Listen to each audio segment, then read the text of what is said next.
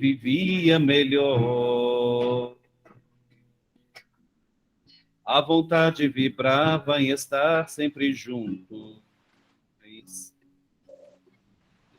compondo canções de amor para doar ao mundo. Cadê o sorriso que antes brilhava? Nas mais diversas dificuldades, a gente se abria e então se pensava como sair da maior enrascada. O tempo passou e não dá para ficar assim, vestindo a camisa da indiferença. É hora de juntos tentarmos mudar. Voltar ao que era e deixar o amor por nós falar. Enquanto o mundo pede amor, nós dois aqui assim, a lamentar interiormente o tempo que passou. Há um futuro que reclama nossa união. Que dê a mão e vamos juntos com a nossa canção espalhar o amor. Espalhar o amor.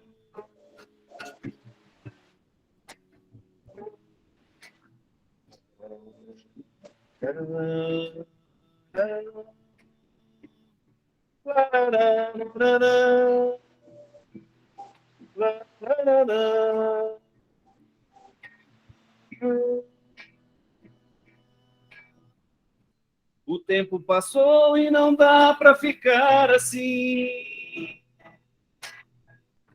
vestindo a camisa da indiferença. É hora de juntos tentarmos mudar. Voltar ao que era e deixar o amor por nós falar. Enquanto o mundo pede amor, nós dois aqui assim, a lamentar interiormente o tempo que passou. Há um futuro que reclama nossa união. Me dê a mão e vamos juntos com a nossa canção espalhar o amor. Espalhar o amor. Espalhar o amor.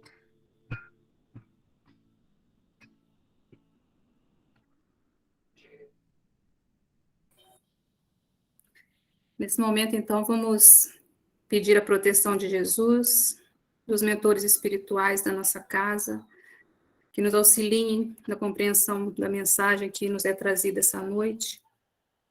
Que o nosso expositor seja amparado durante o seu trabalho.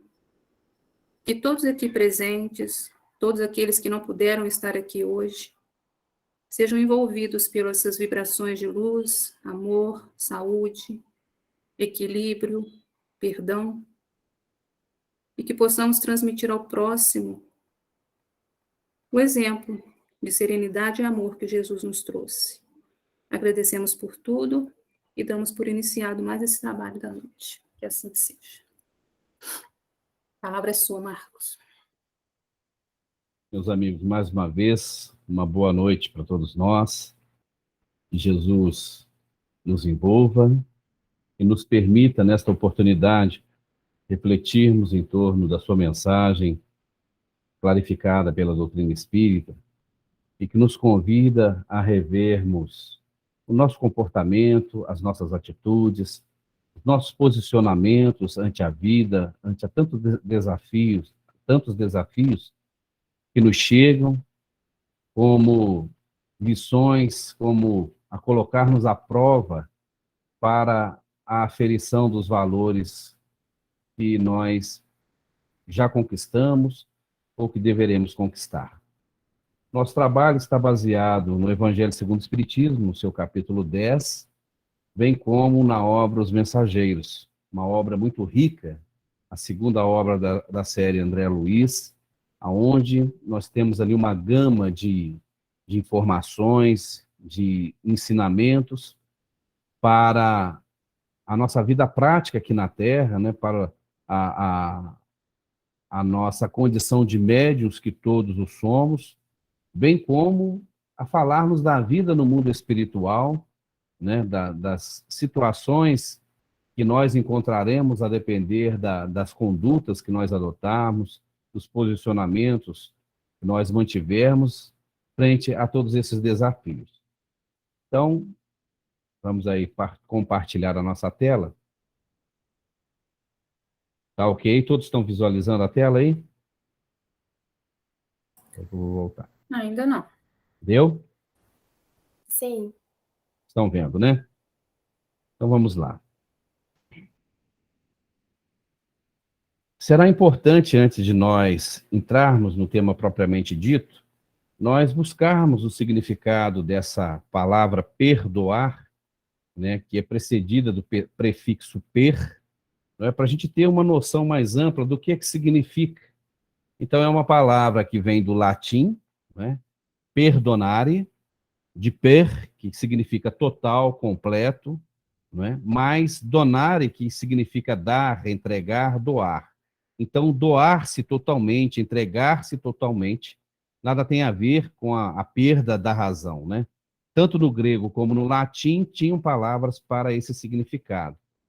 Mas, então, é entendermos o que o significado dessa palavra vai traduzir para nós, uma vez que nós vivemos, né, a situações mais variadas em que muitas vezes nos sentimos ofendidos, ofendemos aos outros, né? Muitas vezes nós ofendemos e não percebemos disso, não nos damos conta, porque às vezes utilizamos o verbo de maneira equivocada, né? Nós às vezes fazemos colocações, nós fazemos apontamentos a respeito dos outros, da vida dos outros, e muitas vezes nós magoamos as pessoas, às vezes intencionalmente, ou às vezes sem intenção, porque muitas vezes a gente diz assim, não, eu sou assim mesmo, eu falo o que eu penso, mas muitas vezes esse comportamento traduz mais uma falta de educação do que franqueza.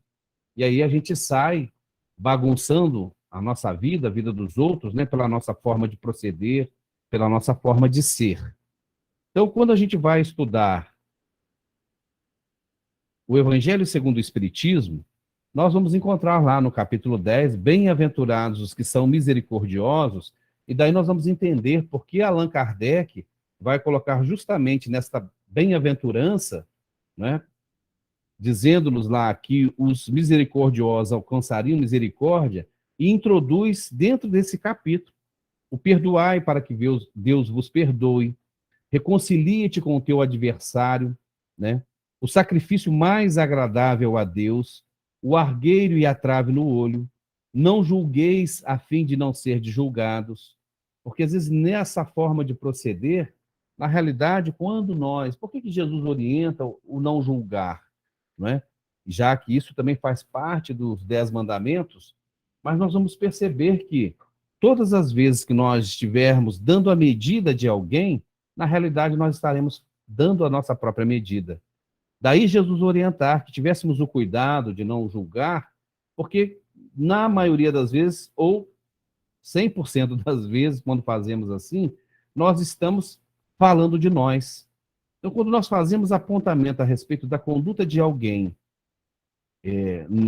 na forma de juiz, nós estamos, na realidade, sentenciando a nossa própria vida, o nosso próprio comportamento, porque o outro para nós será sempre um espelho. Então, nós estaremos medindo os outros pela nossa medida.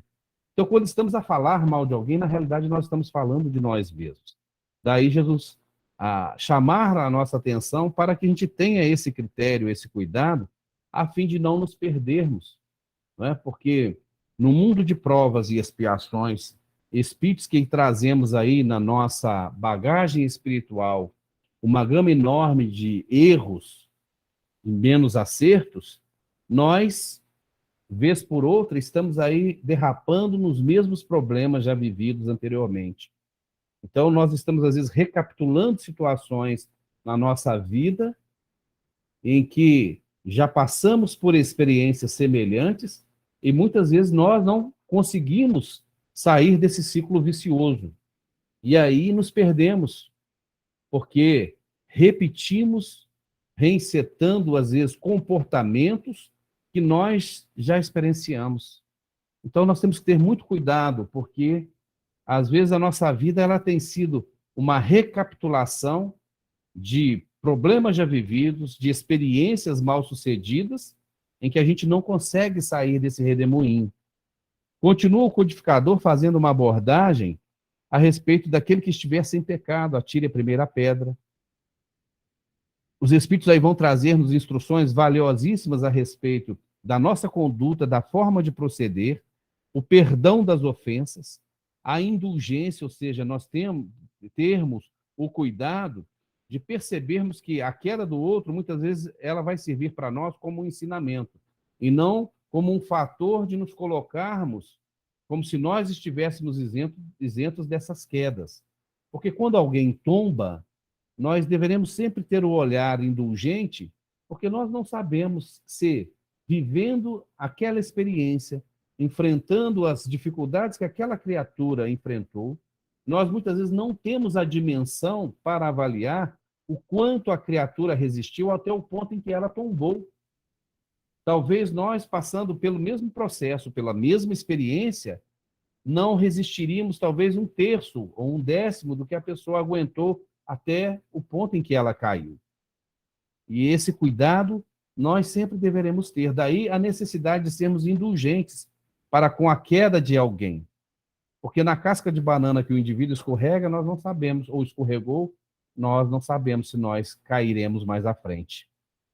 É permitido, Allan Kardec vai perguntar, e aí os espíritos vão fazer uma dissertação, é permitido repreender os outros, observar as imperfeições de outrem, divulgar o mal alheio? Então, são questões que estão lá dentro desse capítulo, e aí vão sugerir-nos comportamentos a fim de que a gente saiba como lidar com a questão das ofensas, do perdão, para que, vivendo muitas vezes a atucanação, né, de espíritos que muitas vezes nos influenciam, de encarnados que convivem conosco na condição de parentes, de amigos, de companheiros de trabalho, né, muitas vezes sofrendo perseguições gratuitas, ora ocasionadas por nós mesmos, não é? Pelo nosso comportamento. Então, Allan Kardec, nesse capítulo, vai nos sugerir aí a forma pela qual nós deveremos lidar com todas essas situações, adotando um comportamento equilibrado, porque muitas vezes nós seremos ofendidos, nós seremos perseguidos, e ninguém em sã consciência, porque o que vai significar o perdão, a forma pela qual nós deveremos entender esse processo, já que quando Pedro vai perguntar a Jesus quantas vezes deverei perdoar o meu irmão, até 7 vezes, e aí Jesus traz a lição de não 7 vezes, mas 70 vezes 7 vezes, dando-nos a ideia de que o perdão deverá ser infinito. E que quando falam-nos que o perdão significa esquecimento, nós precisaremos entender que, se alguém vem e nos causa um mal, se corta, por exemplo, o nosso braço, e aí a gente tem essa falsa ideia do esquecimento, como é que funciona isso? Não é? Quando a gente olha e vê que o nosso braço não está mais ali, como é que nós não vamos nos lembrar de que alguém cortou o nosso braço? Então, como é que funciona essa questão do esquecimento?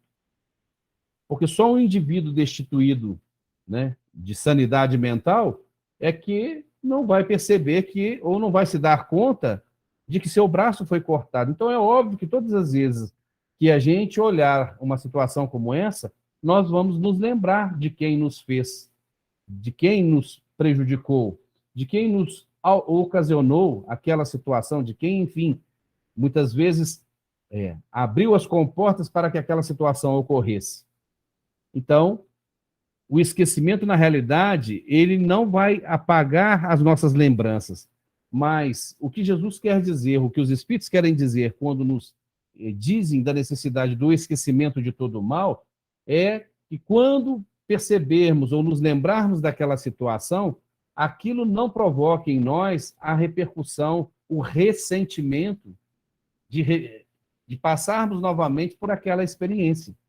Porque enquanto mantivermos o ódio no coração, todas as vezes que nos lembrarmos de determinado fato, nós vamos ressentir a experiência vivida. E é justamente isso que os Espíritos estão a nos convidar, que Jesus, quando nos propõe a questão do perdão, é não deixarmos com que aquela situação negativa que experienciamos, ela faça-nos reviver aquele momento doloroso. É óbvio que chegará um dia que a gente vai olhar para a falta do braço e aquilo já não vai provocar em nós os sentimentos de raiva, de vingança que muitas vezes nos acometeu quando o fato ocorreu, ou próximo ao período em que o fato ocorreu. Então a gente vai se dando conta disso, que muitas situações que nós vivenciamos, que provocamos em alguém ou que alguém provocou em nós, vai nos convidar a reviver aquelas situações. E é justamente aí que nós deveremos trabalhar para que aquilo não faça com que a gente volte à cena do crime, volte a reviver aquela situação amarga, porque todas as vezes que cultivarmos a mágoa, o ressentimento, nós estaremos vivendo dentro de padrões vibratórios que vão minando as nossas resistências físicas, as nossas resistências espirituais, provocando as vinculações, muitas vezes, com o ofensor ou com aquele ao qual nós ofendemos, ou com as entidades que estão ligadas àquela situação. Por isso será importante nós fazermos um trabalho de desvinculação das emoções que nós vivemos naquela experiência negativa e que ela possa permanecer conosco só a título de aprendizado, para que a gente não se permita bombardear o nosso corpo físico, né, o nosso equilíbrio espiritual e voltarmos a sintonizar com aquela situação negativa. Então, nós vamos encontrar inúmeras lições na literatura espírita que são bastante profundas para nós entendermos como é que funciona o processo do perdão. Como é que, nos enfrentamentos que muitas vezes a vida nos propõe, nos fatos vividos e que iremos viver, como é que a gente vai ou deverá se comportar mediante a essas situações. Porque nós vivemos num mundo onde os interesses pessoais se sobrepõem aos interesses espirituais, onde o egoísmo ainda assola a maioria de nós. E aí, muitas vezes, vivemos preocupados única e exclusivamente com os nossos direitos, esquecidos dos nossos deveres, e muitas vezes adotando comportamentos, mesmo a sós ou em meio à sociedade, completamente dissonantes com a proposta de Jesus.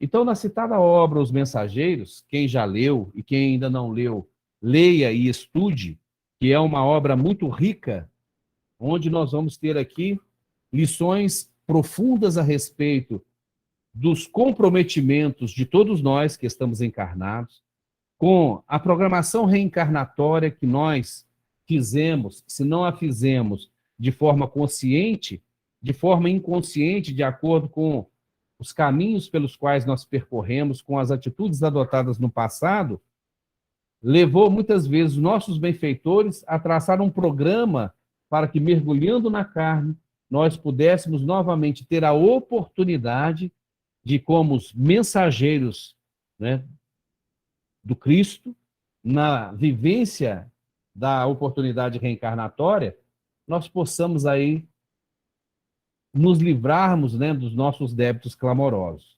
Então, está lá no capítulo 17, intitulado O Romance de Alfredo, que é uma experiência que André Luiz e Vicente, juntamente com Aniceto, que é um instrutor desta obra, eles vão ter a oportunidade de vivenciar quando, vindo em tarefa, saindo da colônia Nosso Lar, vindo em tarefas para a crosta terrestre, antes eles vão passar pelo posto de socorro, Campo da Paz, que é administrado por esse espírito Alfredo, juntamente com a sua esposa Ismália.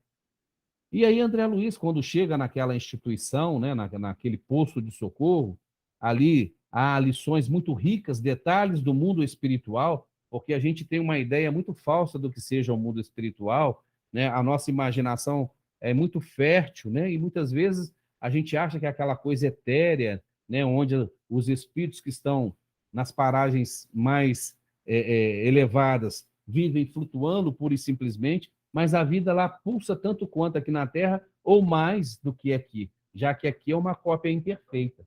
Então, lá é um posto de socorro, né? É uma mini colônia, vamos dizer assim, que é administrada por esse espírito chamado Alfredo. E nessa oportunidade, quando eles chegam lá, vão passar um dia lá, né? Vão pernoitar nesse posto de socorro, e ali André Luiz vai viver experiências muito ricas. E Alfredo, então, vai narrar um pouco da sua vida, quando ele, então, André Luiz, falando a respeito da felicidade que deveria ser de Alfredo ter ao seu lado a sua esposa ali, coordenando os trabalhos daquele posto de socorro, então, Alfredo vai narrar que ele ainda não tinha o merecimento de conviver com a sua esposa naquele plano, já que ela habitava uma colônia espiritual superior, e que ela vinha mensalmente visitá-lo, e daí ele não poder ainda estar de forma constante com ela, por conta das escolhas que ele fez quando encarnado. Então ele vai narrar a história dele com Ismália, e aí André Luiz e Vicente, Aniceto já sabia do fato, vão ficar surpresos com o que Alfredo vai narrar.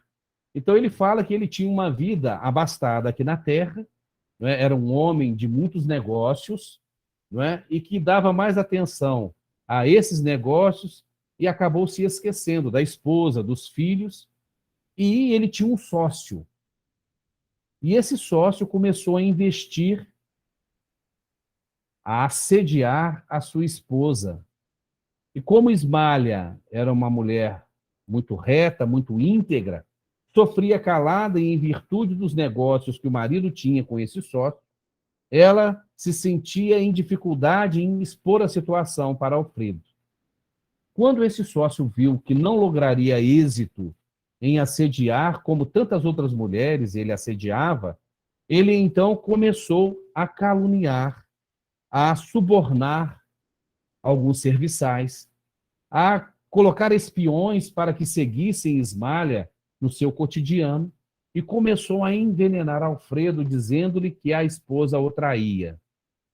E ele exercia uma influência muito grande sobre Alfredo, o sócio. Então, nós vamos entender aí um processo obsessivo. Quando a gente vai estudar a obsessão, nós sabemos que ela ocorre das mais variadas formas, e podemos dividi-la em 5 situações, né, que é a obsessão de um encarnado, de um espírito desencarnado para um encarnado, a obsessão de encarnados para desencarnados, a obsessão de desencarnados para desencarnados, a obsessão de encarnado para encarnado, que era o caso de Alfredo sofrendo a interferência, né, a influência negativa de Paulo, que era o nome do seu sócio, e a obsessão, a auto-obsessão. Então, a gente poderia dividir didaticamente a obsessão em 5 situações. Nesse caso, nós vamos perceber que era um processo obsessivo. Tamanha era a influência que Paulo, o sócio de Alfredo, exercia sobre ele, envenenando-o, assim como encontramos muitas pessoas, né, que acabam desenvolvendo essa capacidade de manipular, de influenciar o outro, Muitos maridos que acabam obsediando suas mulheres, muitas mulheres que obsediam seu marido, não é? Com o controle, né? O excesso de controle, de vigilância, enfim, com as desconfianças, e aí tornando a vida um verdadeiro inferno. E Paulo conseguiu, então, ir minando, né, a capacidade de discernimento de Alfredo, até que um dia ele colocou um homem de baixa condição dentro da própria casa de Alfredo. O sujeito conseguiu penetrar os aposentos e Paulo, obviamente, avisou a Alfredo que fosse verificar que ele pegaria Ismália no flagra. E ele chegou em casa atormentado, né, vasculhando os cômodos, abrindo os armários, né, entrou no quarto e Ismália, assustada com o comportamento do marido, colocando até em xeque a sanidade, né, da conduta dele naquele momento, até que o vulto de um homem se esgueira nas sombras, e Alfredo, então, que já estava ali possesso, né, envenenado pelas falas de Paulo, corre atrás desse homem que pula a janela e corre pelo jardim. Alfredo sai atirando a esmo e, sem lograr êxito no seu intento, o homem consegue fugir. E quando ele retorna para os aposentos, o homem, de forma proposital, havia deixado um chapéu novo, muito chique, para incriminar Ismália. Alfredo, então, já estava completamente transtornado, pensa em matar Ismália, mas ele mesmo revela que algo o impediu, segurou a sua mão. No dia seguinte, ele fez valer a sua condição de esposo, supostamente traído, e despachou a mulher para o interior, para que fosse morar com seus pais. E ele, então, dias depois, pegou um navio e foi para a Europa, passando lá 3 anos. Mais tarde, ele recebe uma carta de um parente dizendo que Ismália não suportara o abandono, aquela situação, e havia contraído a tuberculose e desencarnara. Ele então resolve retornar ao Brasil e se fixa novamente no Rio de Janeiro e passa a vida amargurado, vivendo na viuvez, sem contrair segundas núpcias.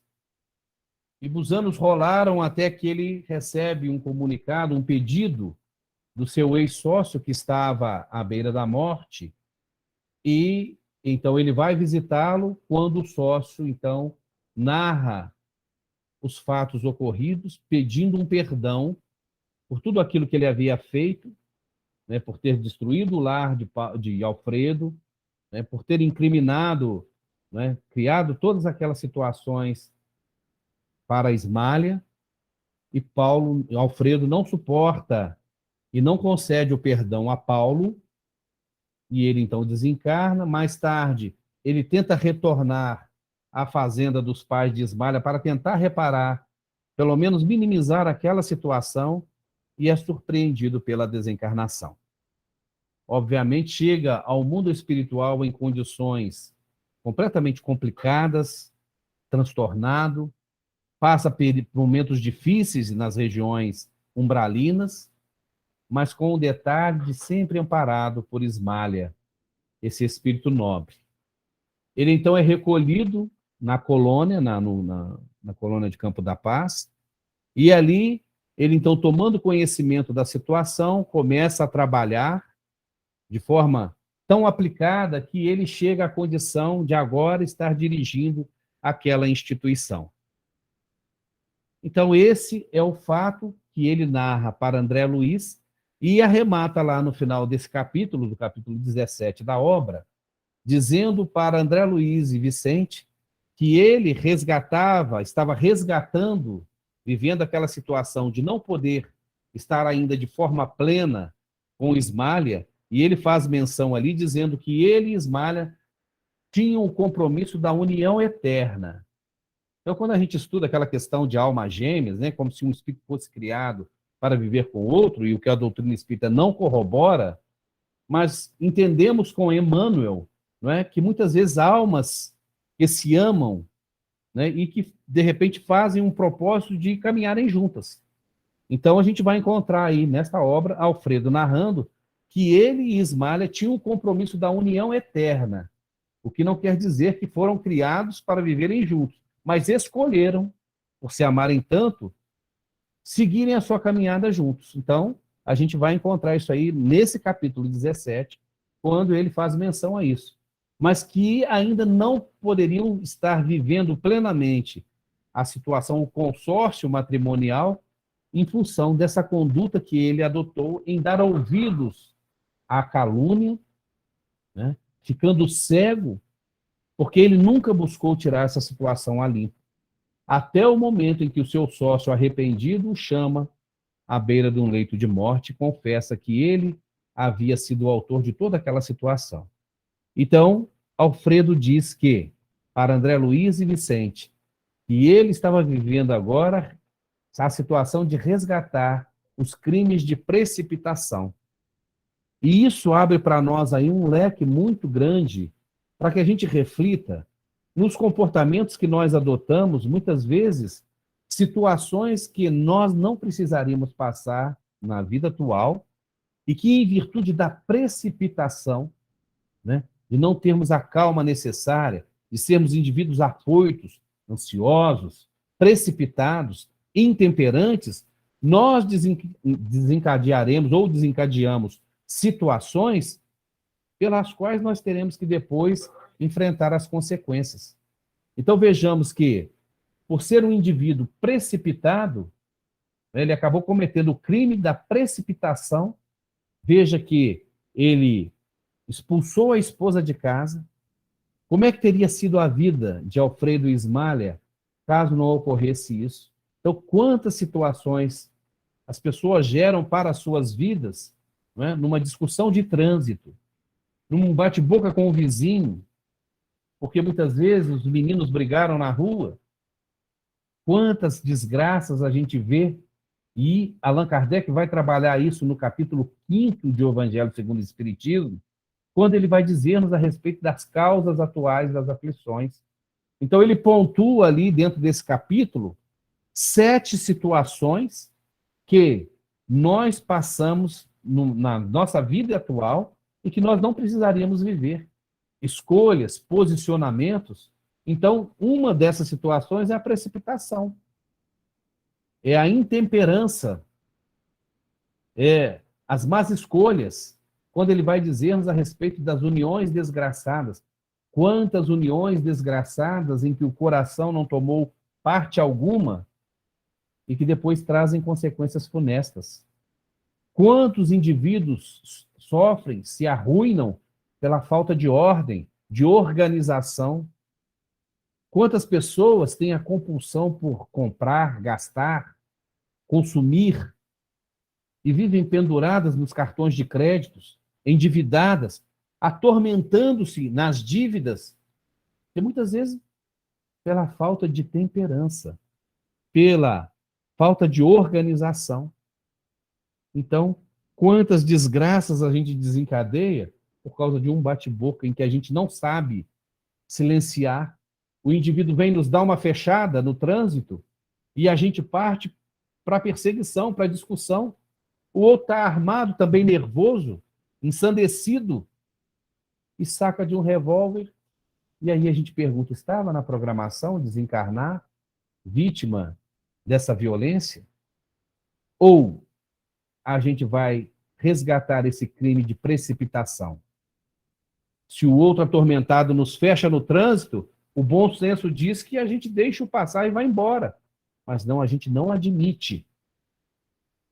E aí a gente parte para a agressão, para o revide, a gente passa recibo e as consequências vêm. Então, Alfredo está a nos ensinar que essa conduta adotada por ele gerou essa situação em que agora ele se encontrava impedido de viver plenamente a união esponsalícia com Ismália, Ismália, que, em virtude do que sofreu, do que suportou, ascendeu ao mundo espiritual numa condição muito melhor que ele, e hoje o estava ajudando, apesar de ele ser um diretor de um posto de socorro com tarefas importantíssimas nas regiões umbralinas. Então a gente vai entendendo que essa situação que ele viveu, ele vai arrematar dizendo-nos que a calúnia é um monstro invisível que ataca o homem através dos ouvidos invigilantes, porque ele foi dar ouvidos às calúnias que o seu sócio engendrou, né, que ele inventou, completamente despreocupado ou não tendo o verdadeiro cuidado de fazer uma checagem, de fazer um contraponto com a conduta da esposa fiel, né, da mulher dedicada, da mãe amorosa que era para com os filhos. Então, ao dar ouvidos e os olhos desprevenidos. Então, a calúnia é monstro invisível que ataca o homem através dos ouvidos. Então, tenhamos muito cuidado, porque muitas vezes estamos rodeados de pessoas que, como Paulo, o sócio de Alfredo, acabam perturbando-nos, influenciando-nos e, às vezes, exercendo uma influência tal, completamente dominante, e a gente se sente, às vezes, subjugado por essas criaturas, porque acabamos permitindo com que elas nos atordoem e vão ganhando terreno a cada dia nesse processo de contaminação que nós nos permitimos. Então, ele arremata o capítulo dizendo isso, que a calúnia que nós damos ouvidos, ou que nós verbalizamos, é monstro invisível que ataca o homem através dos ouvidos invigilantes e dos olhos desprevenidos. Então, prosseguindo na nossa análise, nós vamos perceber que aí já 10 capítulos à frente, nós vamos encontrar o capítulo intitulado O Caluniador. E é uma experiência interessante que André e Vicente vão viver, porque eles vão visitar um setor de Campo da Paz, aonde há espíritos dementados, ou seja, que, em virtude da forma pela qual viveram, estão destituídos da capacidade de raciocínio, né, dementes, perturbados, espíritos loucos. E então, enquanto Alfredo está atendendo a alguns subordinados, Aniceto convida André Luiz e Vicente a visitar um pavilhão. Quando abrem a porta de um quarto, estava lá um homem totalmente louco, em condições deprimentes, e aí eles vão tomar contato com o caluniador, ou seja, o espírito Paulo, que havia sido sócio de Alfredo e que havia sido recolhido por Alfredo na colônia de Campo da Paz, ou melhor, no posto de socorro de Campo da Paz. Vejamos, aí a gente vai começar a entender como é que funciona o processo do perdão. Porque nesse capítulo, quando André Luiz e Vicente vão questionando como é que Paulo havia parado ali, naquele posto de socorro, e Aniceto vai esclarecer a André e Vicente que ele fora resgatado nas regiões abissais pelo próprio Alfredo. E Alfredo, então, ele adota 3 situações, ou seja, de realmente querer reparar a situação e resolver aquela situação por completo. Então, ele deseja e procura ardentemente o seu ofensor, que estava em regiões trevosas, corroborando aqui as orientações de Jesus quando ele nos adverte: pedi e obtereis, batei e abrir-se-vos-á, buscai e achareis. Vejamos que quando Jesus faz essa recomendação nesse imperativo, ou nesses imperativos, né? O verbo está no imperativo, ou seja, deixando claro para nós a necessidade de praticarmos essa ação, mas vejamos que Jesus não disse o que nós deveríamos buscar, aonde deveríamos bater e o que nós deveríamos pedir. Então, todas as vezes que nós pedirmos, ou seja, que nós focarmos o pensamento num ângulo ou em alguma situação, nós obteremos algum tipo de resposta. Nós talvez alcançaremos esse objetivo, seja ele positivo, seja ele negativo. Por isso, Jesus deixa em aberto. Pedi e obtereis. O que nós estamos pedindo? Batei e abrir-se-vos-á. Em quais portas da vida nós estamos batendo? O que é que nós estamos buscando? Porque diz o ditado, quem procura, acha. Muitas vezes o indivíduo está vivendo na leviandade, ou seja, e aí muitas vezes nossa mãe, nosso pai dizem, olha, cuidado que quem procura, acha. O que você está fazendo aí, uma hora você vai achar. Então, é a sintonia. Aonde é que nós estamos colocando os nossos tesouros? Porque Jesus vai advertir-nos. Aonde estiver o vosso tesouro, aí estará o vosso coração. Então, aonde colocarmos os nossos objetivos, o que procurarmos, onde batermos, nós teremos respostas. Então, Alfredo aplica a si esses 3 imperativos de Jesus, quando diz, pedi e obtereis, ou seja, ele desejou, ele procurou o ofensor. Na questão do bater e abrir-se-vos-á, ele continuou alimentando esse desejo. E ele permanece na realização, quando busca e acha. Ou seja, então, traduzindo aí as recomendações de Jesus, na aplicação do perdão, nós deveremos desejar, reparar ou resolver a situação, enfrentarmos o problema de frente, procurar resolver, alimentar esse desejo e permanecer na realização. Como Alfredo se empenhou nisso, nós vamos encontrar então, e aí na narrativa de Aniceto, esclarecendo como é que Alfredo buscou praticar e permanecer nessa realização, nós traduzimos a recomendação de Aniceto como 7 passos da reparação ou do perdão, que se traduz da seguinte forma. Primeiro, Alfredo, quando se propôs a resolver a situação com Paulo, ele buscou aproximar-se do ofensor, do enfermo, como necessitado de reconciliação. Veja que ele, que alimentava o ódio, o rancor, a mágoa, ele entendeu que para continuar progredindo e merecendo a companhia daquela criatura que ele tanto amava e que, pela forma precipitada como ele agiu, ele agora sofria as consequências, então ele buscou primeiro aproximar-se do ofensor, que é um enfermo, e toda pessoa que nos agride, ou quando nós agredimos alguém, é sinal de enfermidade. Mas, se foi o outro que ofendeu, nós vamos buscá-lo como necessitado, nós é que teremos a necessidade de nos reconciliarmos. Porque às vezes o outro não está nem em condições. O segundo passo, depois, buscando, né, buscando o ofensor, depois de buscá-lo como necessitado de reconciliação, como pessoa caridosa, veja, já seria um segundo passo.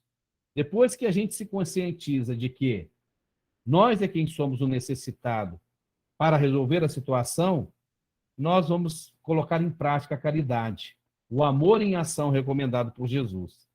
Mais tarde, adquirir o entendimento comparando as situações, aí já usando de indulgência, porque vamos entender que o outro é um doente, é um indivíduo que, ao se permitir esse desequilíbrio, porque não foi só no lar de Alfredo que Paulo, aquele espírito, havia causado estragos.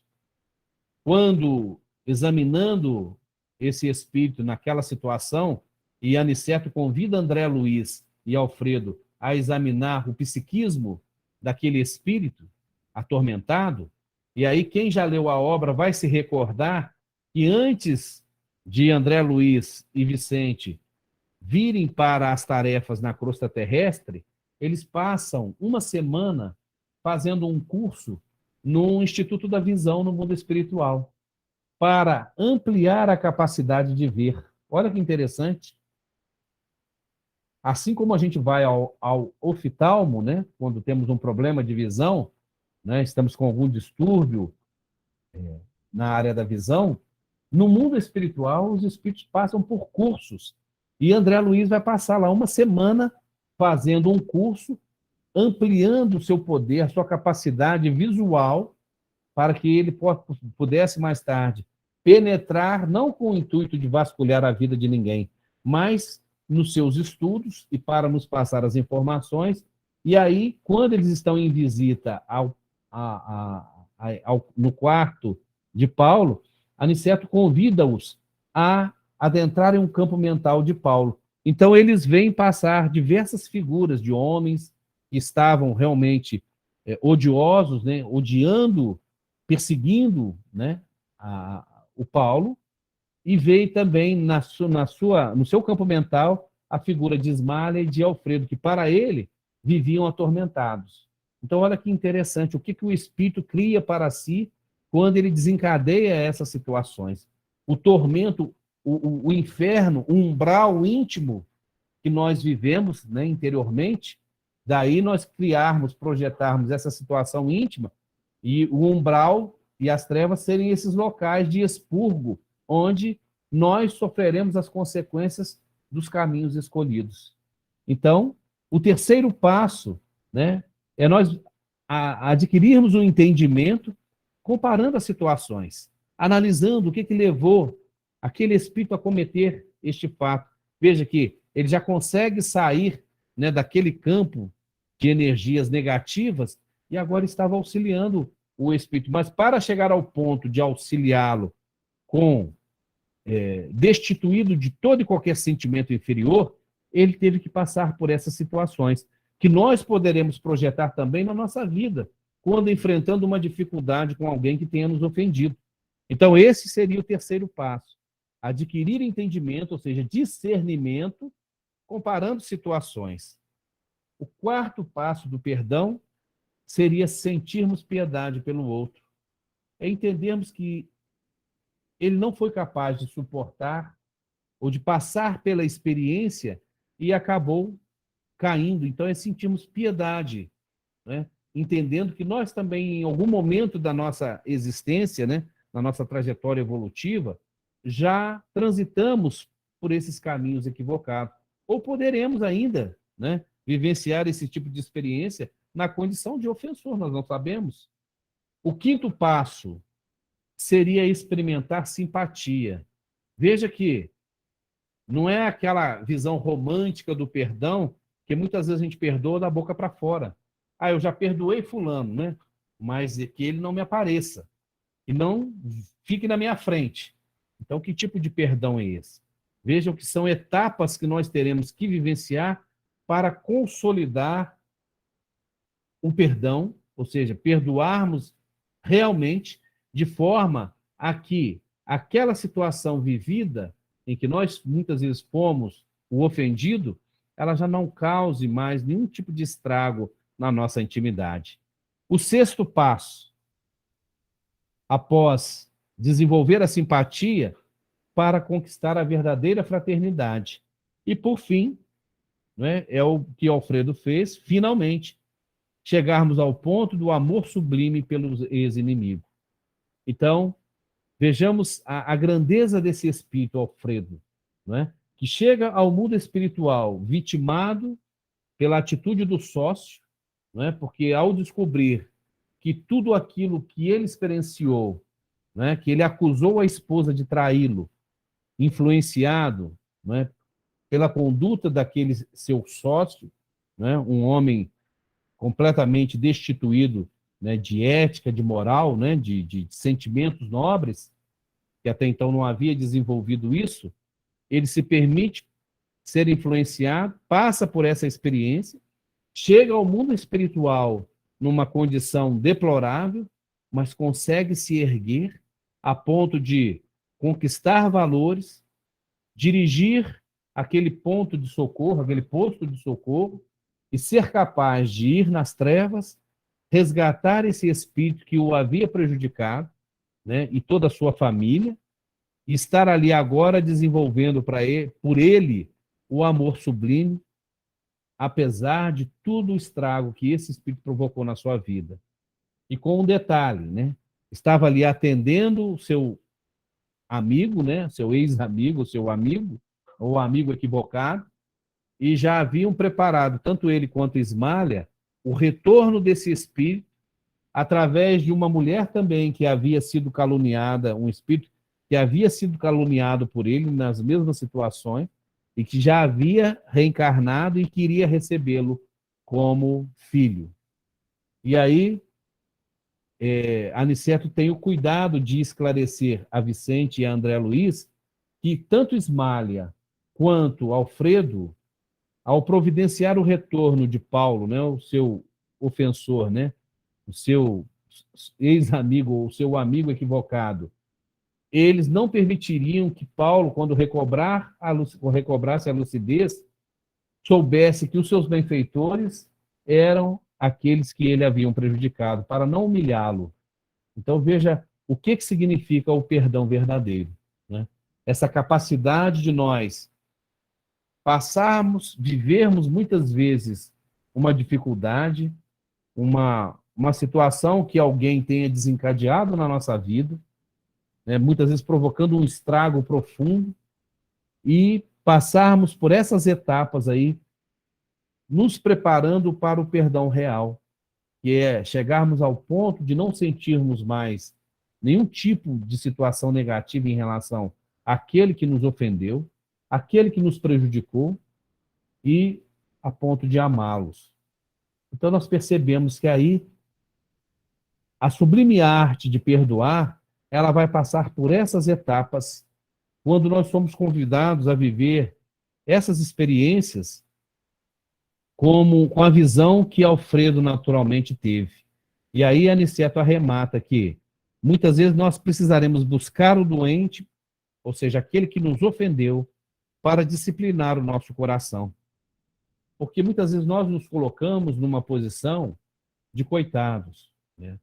Somos sempre vítimas da vida, das pessoas, das situações. Então nós temos que ter muita atenção com isso. Porque muitas vezes nós ficamos marcando o passo na nossa existência porque sofremos por toda e qualquer situação que muitas vezes nos chega. Às vezes a pessoa fala alguma coisa que nem foi intencional de nos ofender e nós nos machucamos e ficamos guardando ressentimentos, raiva, né? E nós não estamos impedidos de sentir raiva. O grande problema é que nós alimentamos esse sentimento, que é uma reação fisiológica, e que a gente às vezes vai cultivando, né, que a gente vai ficando a ponto de explodir, e muitas vezes explodimos com as pessoas erradas. Muitas vezes descontamos naquelas que não nos fizeram nada. Muitas vezes nós estamos suportando a ação de pessoas com as quais nós não temos coragem de tomar uma atitude, muitas vezes com o nosso chefe, no nosso setor de trabalho, com o nosso patrão. E ali, como nós sabemos que não podemos revidar, porque se revidarmos, perderemos o emprego, muitas vezes a gente chega em casa, desconta na mulher, nos filhos, no marido, nos amigos, naquelas pessoas que amamos. Quantas vezes nós maltratamos as pessoas que nos amam? E às vezes vamos fazendo de forma repetida, e chega um ponto que elas se cansam, não aguentam o nosso comportamento ranzinza, a nossa falta de educação. E aí a gente ofende e a gente acha que as pessoas são obrigadas a nos suportarem. Até o dia que a gente toma um susto, quando elas vão embora, ou pela desencarnação, que a gente não esperava, e aí a gente alimenta o sentimento de culpa, que é muito grave.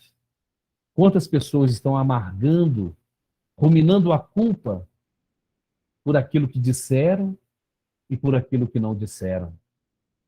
Quantas vezes nós deixamos de dizer para as pessoas o quanto elas são importantes nas nossas vidas, porque a gente tem essa ideia, porque a nossa mulher, nosso marido, essa ideia de nosso, né, de posse, nosso filho, e a gente trata com casca e tudo. E a gente não tem uma palavra cortês, a gente não tem uma palavra de ânimo, de estímulo. É sempre virando no arranque, como se diz no ditado. E aí, o dia que essas pessoas saem das nossas vidas, a gente toma um susto. E aí vemos a causa de muitas depressões, muitas criaturas que estão vivendo conflitos homéricos, porque estão agora resgatando os crimes de precipitação. Pela falta de educação, pela intemperança, né? Por não cultivarem os bons hábitos. E aí, a gente depois vai amargar experiências que a gente não precisaria viver. E bastaria mudar a chave. Então, se até aqui nós vínhamos adotando essa conduta equivocada de achar que as pessoas são obrigadas a nos suportarem, o que não é verdade, para que a gente não passe depois a viver, a amargar a solidão, o abandono, sermos aquelas pessoas que muitas vezes, ao adentrarmos um ambiente, espalhamos o bolo, né? O indivíduo que é o espalha-bolo, ou seja, onde ele chega, todo mundo sai, porque ninguém suporta. Somos, às vezes, pessoas que vivemos nos queixando, reclamando de tudo, mal-humorados, né? Carregando uma vibração pesada que muitas vezes contamina ou dispersa. Então, que nós possamos aí rever a nossa conduta, as nossas atitudes, percebendo muitas vezes que, ainda que não intencionalmente, nós muitas vezes magoamos pelo nosso silêncio ou por falar demais, né? Pela nossa forma de ser, de agir, de reagir. Então, que nós nos avaliemos para que a gente perceba que ainda há tempo de refazermos o caminho, de perfazermos o caminho, de perdoarmos, ou seja, de vivermos na intensidade o perdão, que é o amor no seu mais alto grau. Então, quando percebemos a capacidade de um espírito como Alfredo, de levar para o seu convívio alguém que destruiu o seu lar, que modificou todo o seu processo reencarnatório, que causou um verdadeiro estrago na sua vida, mas que ainda assim, agora consciente, ele foi capaz de dar a volta por cima e de exemplificar e de vivenciar o perdão no seu mais alto grau. Então, meus amigos, fica aí a mensagem para que a gente aproveite essas lições, busquemos na obra, que é muito rica, e esses casos são muito elucidativos, para que a gente possa introjetar na nossa intimidade. E aí a gente vai perceber que muitas vezes nós estamos dando valor a muitas coisas na nossa vida que não têm nenhum valor. Estamos nos apegando a situações que, na realidade, estão paralisando a nossa caminhada evolutiva. E aí a gente refaz a estrada, refaz o caminho e sigamos em frente, prontos para desenvolver em nós essa capacidade de aproveitar as experiências para o nosso crescimento espiritual. Muita paz a todos, que Jesus nos abençoe e derrame muitas bênçãos sobre todos nós, sobre os nossos lares, e muito obrigado pela paciência de vocês.